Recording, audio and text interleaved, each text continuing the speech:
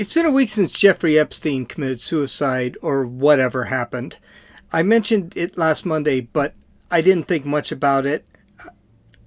I really didn't care if he died or not. So I was like, okay, good. We saved the government millions of dollars in a court case. So he died. Great. But it's been a week and the weirdness has had some time to ferment. So let's talk about it now. After all, it's been a rather slow news weekend. This is Gene, and you're listening to Dumbasses Talking Politics. I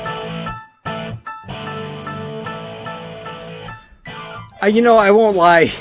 I was actually going to take tomorrow off, and I was going to combine two different news stories today. Both were weird. The news story I was going to talk about second was about Rachel Maddow and her meltdown on MSNBC, but I'm going to hold that off till tomorrow. It's going to be a shorter one. Here's the thing. I'm really trying to finish my book, and I'm having a real hard time because the news cycle is just awesome. But I decided, you know what? I've got to mix my news cycle with my book, and I got to keep this podcast going because I won't lie, I'm having too much fun with it. Anyway, so let's talk about Jeffrey Epstein. I really held this one off because I didn't want to talk about it. I didn't think it was that important. Another pedophile dies. I don't care. And, I understand the victims want their day in court. I'm not sure why. And I'm not exactly sure what they've got to show that's going to be any different than it is now. But first off, let's talk about Jeffrey Epstein. Let's spend an entire 45 minutes, an hour in talking about it. And the first thing we need to do is let's talk about Jeffrey Epstein himself. Last week, Jeffrey Epstein, a pedophile billionaire from New York, who was on trial for trafficking underage girls to the world's elite, committed suicide in jail last Sunday. Epstein had a checkered past and seemed to have been helped by his billions of dollars. Now, here's the thing. Epstein already got away with some things. Not a good guy, very bad guy. There was a lot of questions about how he earned. This guy was worth billions of dollars. And there was a lot of questions when this first came out where he got that billions of dollars. Well, here's a newsflash. We don't know. But we do know that some of his clients actually were cheated out of millions. So, could be. Could we have another Maddow? I don't know. I have no idea. Bernie Maddow? Maybe, maybe not. I don't know. We don't know. It's not out there yet. I'm not going to say it. But this guy sure seemed to be partying a lot and didn't seem to be working at anything, anywhere. But first, let's talk about his history. He was first in trouble with police in 2005 when a 14-year-old was found to be in his Florida home giving Epstein several massages on one day. Now, that would seem like, okay, that's weird, but is that really a crime? Well, apparently, he stripped down naked. He made her strip down to her panties. Now, mind you, no bra or anything else. And she would give him a massage. Though no sex seemed to be an issue, no sex seemed to be in play, the girl still performed the massage on a naked Epstein in nothing but her underwear. Ew. Well, apparently the FBI thought it was ew too. So the FBI started a 13-month investigation during which they found multiple witnesses. And let me be quantitative here. 17 cases of sex with a minor. There were hidden cameras in his mansion. Hidden child pornography and videos of elite people, presumably to be used for blackmail in the future. This was all in Florida, by the way. One of those men was, presumably, Prince Andrew, the Duke of York. Oops. So, this guy was something. He was a piece of work, there's no question. Charges were filed and a grand jury was convened, but the U.S. attorney in Florida at the time, in the district in Florida at the time, who happens to be Alex Acosta, and that might sound familiar in the future, struck a deal with Epstein. The deal stated that Epstein would plead guilty to solicitation of prostitution, register as a sex offender, and pay restitution to the 30-some-odd victims. And by the way, it was 36 plus victims. Basically, he walked. The deal was so bad that eventually Alex Acosta, and here's where the name may sound familiar, Alex Acosta was the labor secretary under President Trump, and he had to resign because even though his reasoning was kind of like, okay, that kind of made sense, his reasoning wasn't strong enough, and the Secretary of Labor is not exactly a high position. Trump basically forced the guy out. He knew he wasn't going to stand. But you can bet once Epstein got a taste for what he was doing, and the fact that he wouldn't get prosecuted, he was going to keep going. And he didn't. In July of 2019, Epstein was arrested and charged with child trafficking. If convicted, the 66-year-old could face up to 45 years in prison. In other words, he was going to spend the rest of his life in prison, period. And spending the rest of your life in prison as a sex offender of children, probably not going to be the way you're going to want to live the rest of your life, 36 years or however long he was going to live. Epstein was found unresponsive in his cell at the Metropolitan Correctional Center in New York. He was rushed to a hospital and was pronounced dead. Okay, so what? A perv offs himself. Big deal. Well, it kind of is a big deal. The victims were not thrilled he died. They wanted to face him in court because apparently these victims, and I still don't know where the parents of these victims were. We're talking these kids were between 12 and 15. Where were these parents? I don't know. And it doesn't excuse anything. It's an overall thing. It's something that blankets this entire case that just makes it seem so gross. My kid, if some 66-year-old man wanted my kid to show up at his house without me around, that's going to be a problem. But anyway, whatever. Let's stick with the case. These victims felt really bad. William Barr said, we're going to continue. Donald Trump said, we're going to keep going with this. We're going to find out what exactly happened. This wasn't over. And guess what? I'm so glad I just said on Monday that a pedophile killed himself.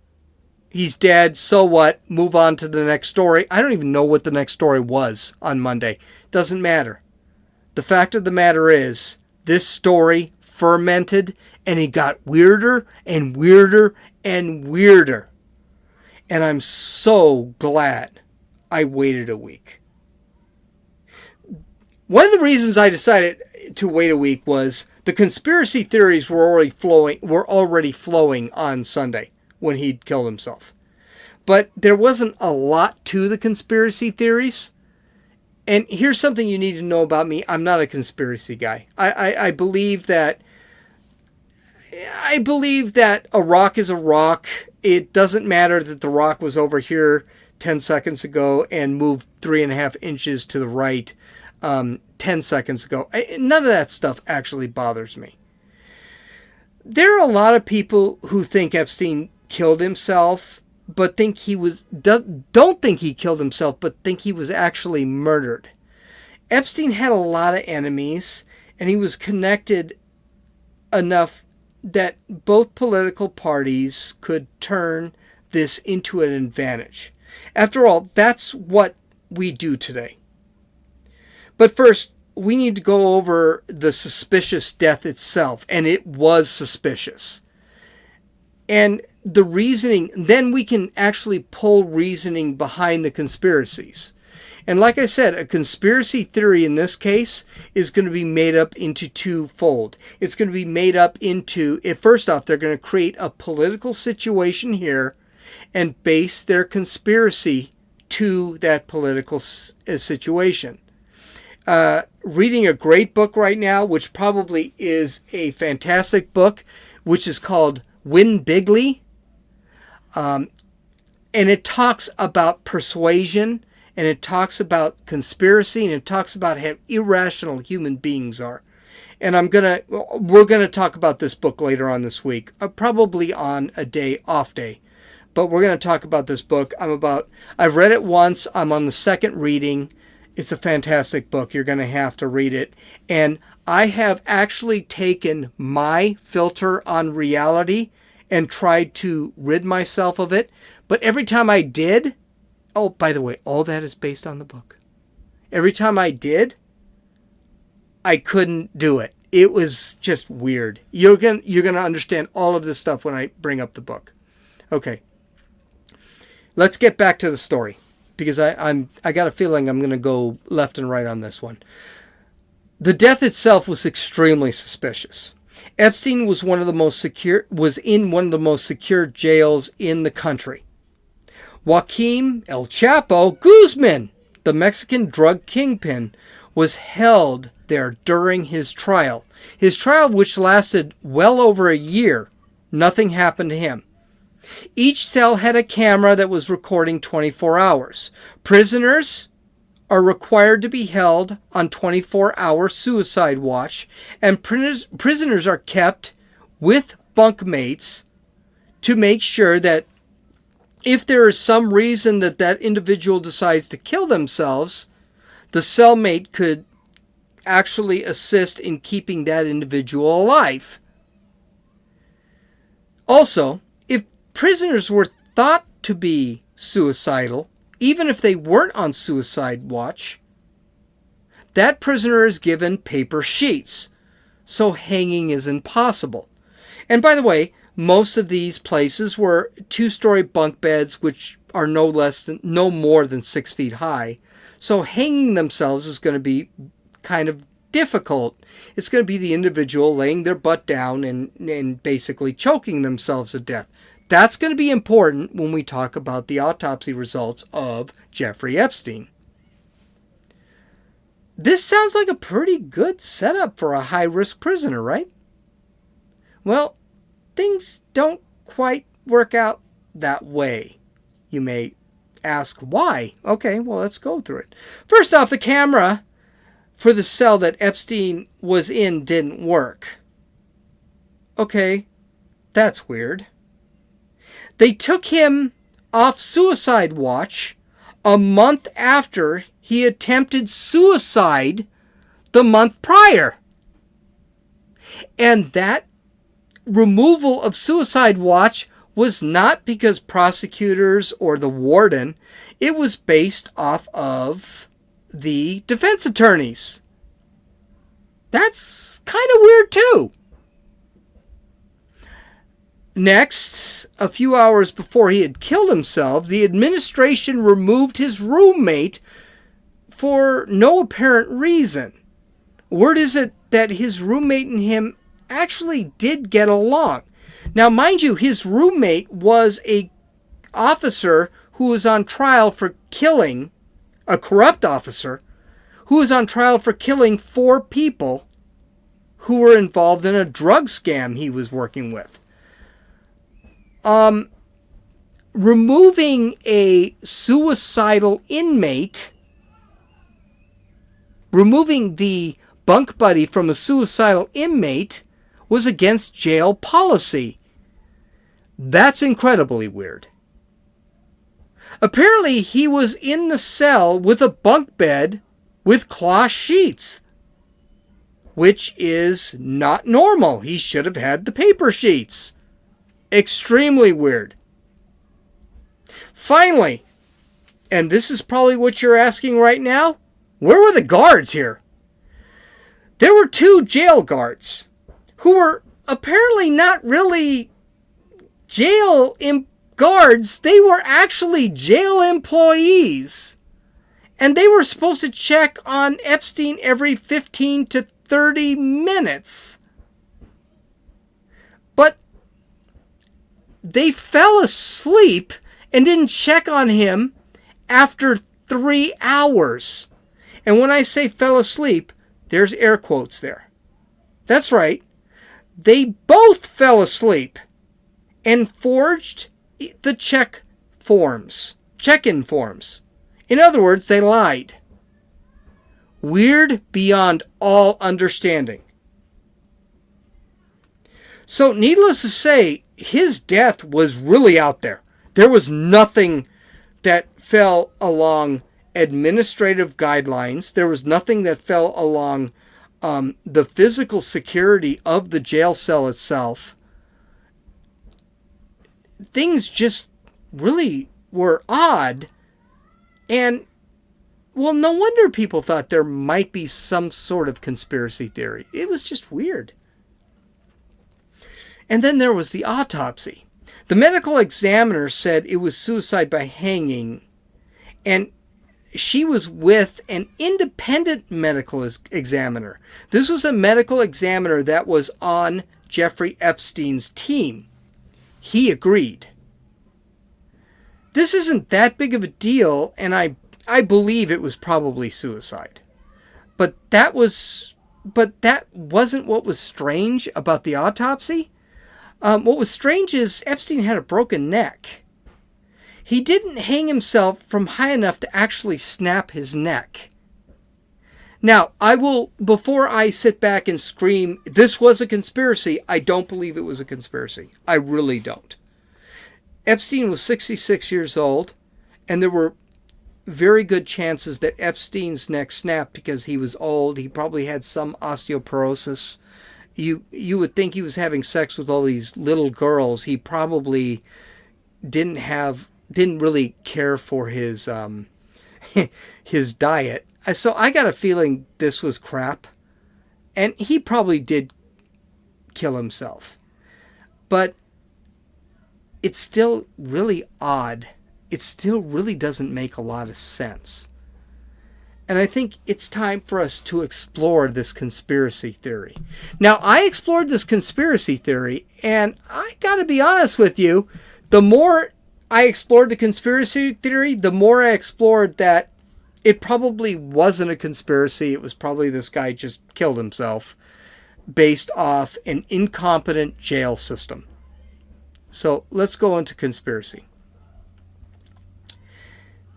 As you may have guessed, most people didn't like the story of Epstein's death. I love the story because Epstein was a pedophile, a piece of crap, and the suffering is just starting for him.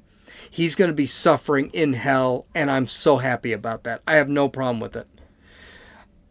But unfortunately, I am in the minority. If you've been actually watching television, they talk about Epstein. It's one of their top topics, whether it be CNN, Fox, or MSNBC. It is one of their top topics. People do not like the narrative, and this will make people break the story into 2 separate narratives. The first, we need to politicize this story, which I think is bullshit. Epstein dealt with anybody who could deal with. He dealt with Trump. Well, he dealt with Trump when Trump was a Democrat. He dealt with Republicans. He dealt with Democrats. I don't think politics had anything to do with Epstein. Epstein was an entrepreneur, and I use that term loosely. The guy was trying to do what was best for him. The next is create a conspiracy. And that conspiracy was created in the focus, in the narrative of that particular political narrative, depending if it was on the right or the left. Now, here's the thing. The right and the left both had political narratives on this whole thing. So let's talk about both political narratives and go from there. The right exclaimed that this was a killing by Bill and Hillary Clinton.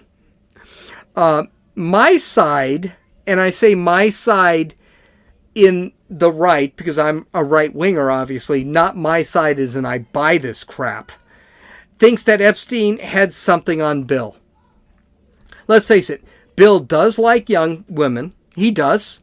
He actually impregnated a 16-year-old when he was actually running for president.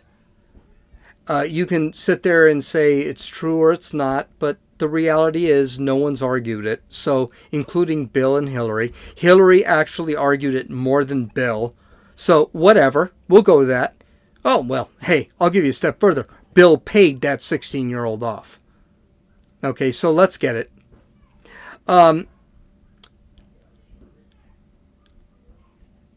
Knowing that Bill really liked the young stuff, and Monica Lewinsky was young. Let's not kid ourselves. Bill just liked young women. How can you give in to anonymous sex with a teen on an island that his own host owned? So if Bill was on that island, which he was, there was no question about that, how could you think he wasn't going to have sex with young women? Now, does that mean he did?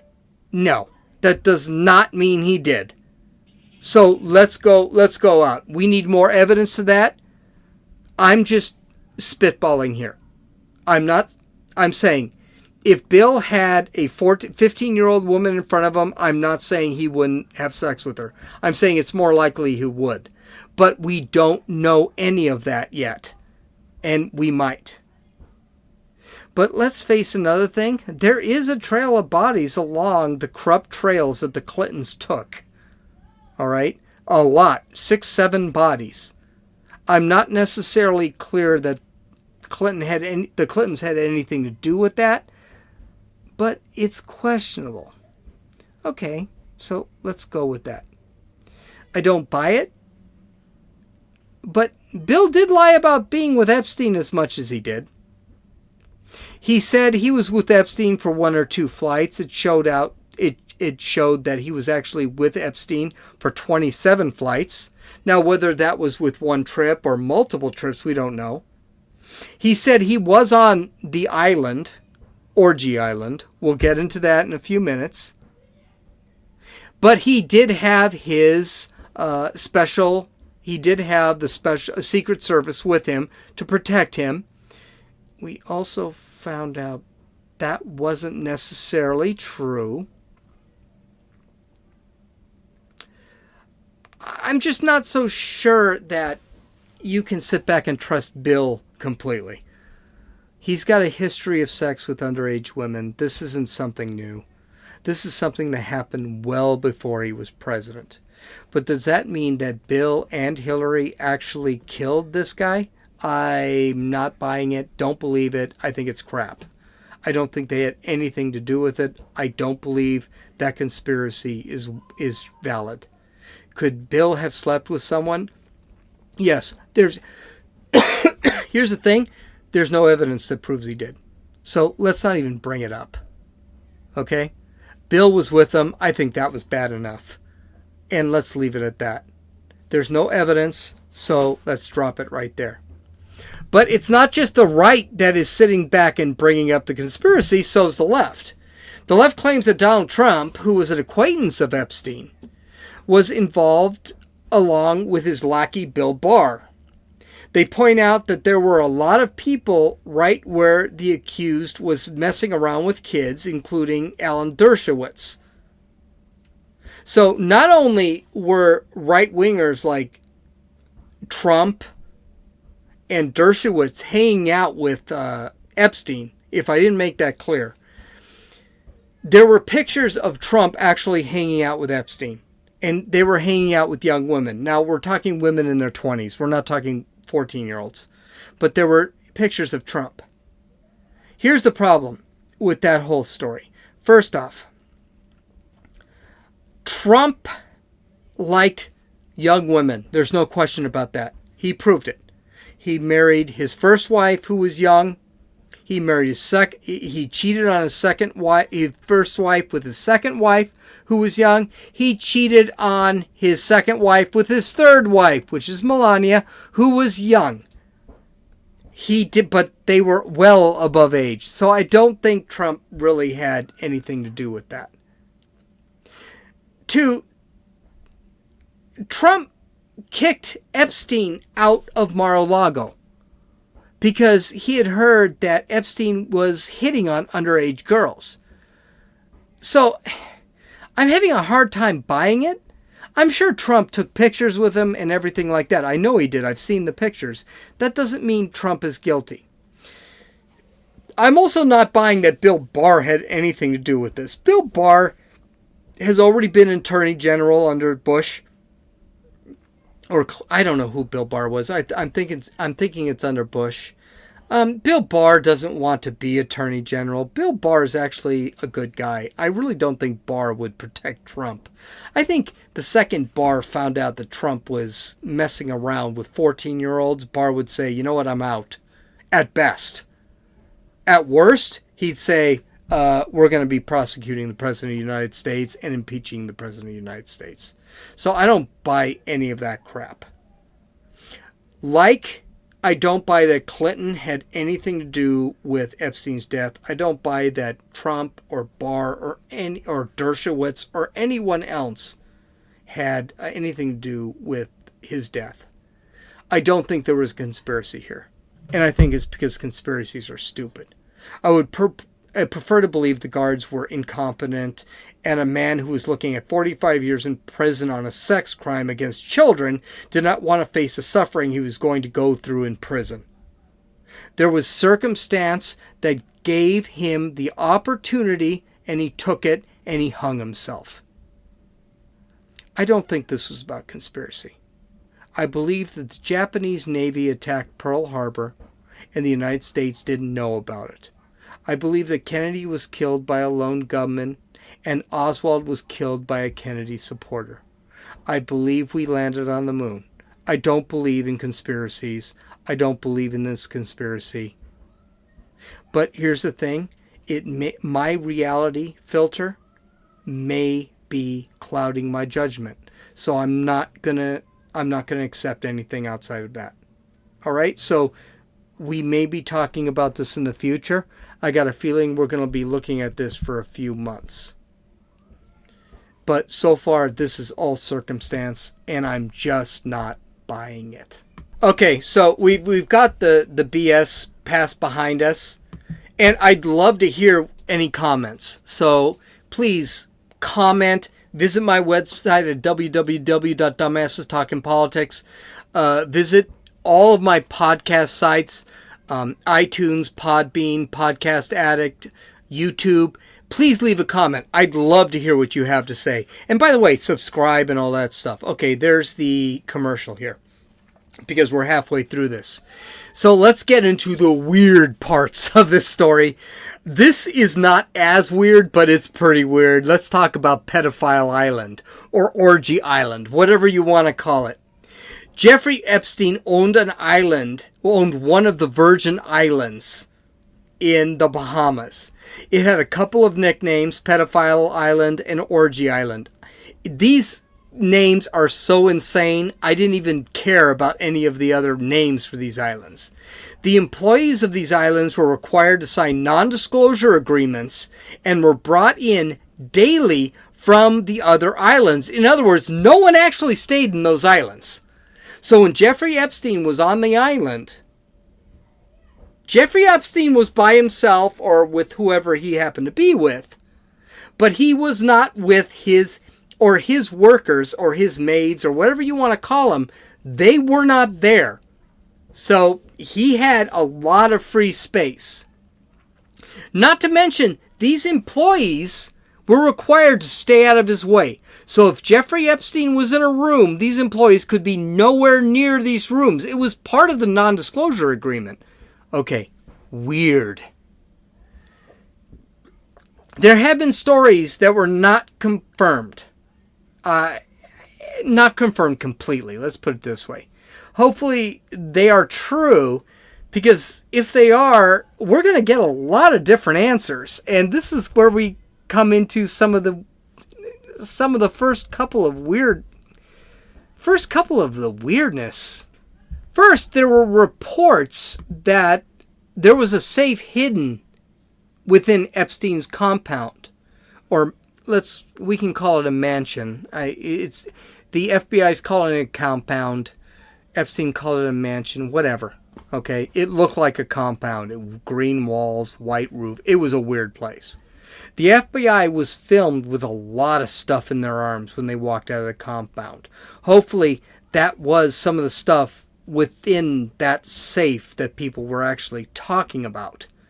Many testified anonymously, of course, which means you can't really take it too seriously, that the safe held no money but pictures from hidden cameras that were set up throughout the corrupted compound. You like that? I work for a living, so I'm on call tonight, so I have to answer the phone. That was my phone. Brand new phone, because I broke my last one. But anyway, so the idea was there was a safe at the compound. They found the safe. They broke into the safe. They took information out of that safe. This is a good thing because it means that if the safe had no money, if the safe had blackmail material, we're going to find out about it. It's awesome.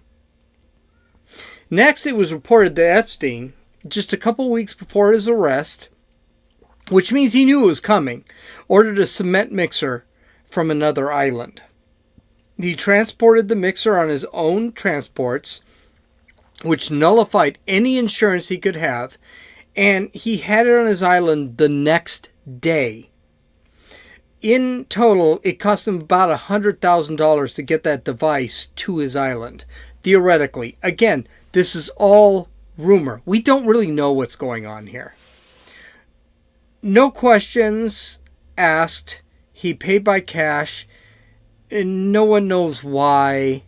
Very, very, very interesting. So we're going to find all this out because the FBI is really good at their jobs. This is an American island. Doesn't matter who owns it. It's still part of America. So they're going to search everything. My understanding is they may not be off that island yet. I think we're going to hear a lot of things. Even though Jeffrey Epstein's death may have meant something for a lot of people, I don't think those people that are guilty should be sitting comfortable. I think there's going to be some more news out of this. And I am looking forward to having another podcast on another Monday saying, oh my God, there's more here. So let's get into the really creepy stuff. And there is some really creepy stuff here. First off, one of Epstein's bodyguards had an interview in 2015. And basically said, well, I never hung out with him. I never saw anything. There was nothing there, blah, blah, blah. Well, former Russian UFC fighter Igor Zinovich, I don't know, Zinoviev, maybe they've got some spelling that I don't understand, but he said he never talked to Epstein about his endeavors and never saw anything. He was just there to protect Epstein from all those terrible human beings, which I'm sure there were a million. After Epstein was dead, he kind of changed his tone. In an interview, he basically started backing up. He said, quote, so many time, and by the way, I'm quoting this, so this is his wording. He is Russian, so give me a break. Quote, so many time I tried to stop him. I tried to tell him my opinion about that. He don't listen to me. That's the reason why I am not working for him no more. I make him do that. Dash. To let him go. End quote. Apparently, people were not comfortable with what he did. Now, this isn't rocket science. There's nothing that this Igor is going to come up with that's different. We already knew he was a perv. But the fact that he tried to hide, which is what a bodyguard does, tries to hide what his bad person did. Hey, newsflash. The Secret Service said they tried to hide what John F. Kennedy did. And John F. Kennedy we're learning right now, did some really serious bad things. Bodyguards do that. They protect their client, and they protect their clients 100%. This guy, this poor bastard, he's going to have to deal with this now in the coming months. And I have a feeling he's going to have to testify. Not the creepiest thing. The second creepiest thing is probably Bill Clinton, probably going to have Bill Clinton having some splaining to do here. If you go to my website at www.dumbassestalkingpolitics, you can see a painting of Bill Clinton. It is a hysterical painting. It is Bill Clinton in the Oval Office in an armchair. His legs hanging over one armchair. He's pointing at the individual who's painting. He's wearing a blue dress. Yes, he's wearing a blue dress. He has red high heels on. Now, I'm guessing you're asking, okay, what does this mean? That blue dress was supposed to represent the blue dress that Monica Lewinsky wore. I'm not sure about the red shoes. I didn't think that much of it when Bill Clinton was doing it. But it was a kind of a creepy painting. It was really kind of weird. This painting, and I put that in quotes, was found hanging in Epstein's $56 million mansion. And the only words I could come up with was WTF. I had to find several sources. If you go to Dumbasses Talking Politics, you can actually see the picture. I had to go to several sources to make sure this was actually the picture. And apparently it was. Here's the story. This is what gets weird. That picture was not painted in Epstein's house by some prophetic... This was not a Picasso who painted this picture. It was some high school girl who painted this picture. And it was sold. The girl did not even know the picture was sold. It was bought by Epstein and hung in his New York mansion. Just effing creepy. It's not even that it proves anything. It's just creepy. But here's a newsflash. That was not the creepiest of them all. When Epstein was in jail in 2008, Epstein was on work furlough, which means he could walk in and out of the prison. He had to stay in, jail. He was able to stay in jail. He had to stay in jail 5 days, 6 days a week. And one of those days he could leave his jail and he could walk out into public and do his job. Whatever job that was. And this is another creepy thing about Epstein. No one knew how he made $1 billion. It's still a big freaking mystery how he made these billions. Whether it was legitimately or not. But apparently they caught him one night with 2 pair of undersized women's panties in his jail cell. This was reported last night or this morning. I actually read it this morning, but I think it was reported last night. Wow. This guy was just weird. Weird. Why anyone would have... Can I ask a question? And you can answer this question. When a guy is that creepy, do you not know he's that creepy when you're hanging with him?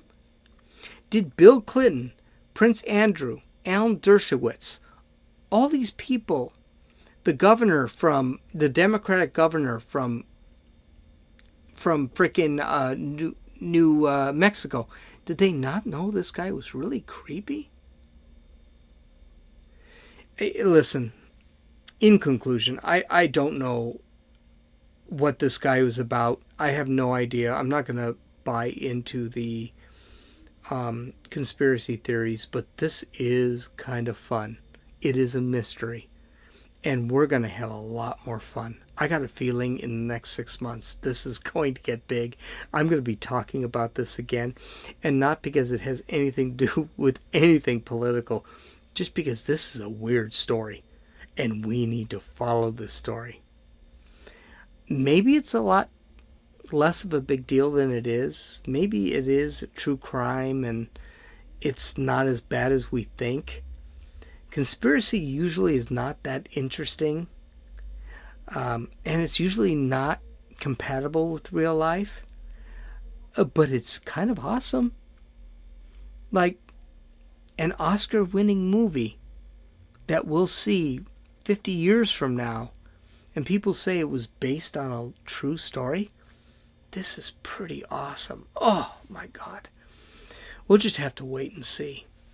And I didn't even get into my Rachel Maddow and Trump buying Iceland thing. Oh, I'm going to have to do another podcast. And I didn't want to do podcasts on Tuesdays and Thursdays, but the Iceland thing is really freaking funny. And it's been so overblown, and I love it. I'm going to have to talk about it tomorrow. So I tell you what, I hope you enjoyed tonight's podcast. You can follow me on Twitter at RunninFool, RunninFewl. You can listen to and download this podcast on iTunes, Podbean, Podcast Addict, and YouTube. Go to the website if you want to see the actual YouTube address. I don't have a lot of people. I'd appreciate it if you subscribed and commented and rated. I'd really appreciate it. And I would really... I'm just thinking of this weird stuff, this weird thing. Tomorrow we're going to talk about Rachel Maddow losing her garbage tomorrow. And, oh, by the way, please visit my website at www.dumbassestalkingpolitics.com. You can look at some of the pictures.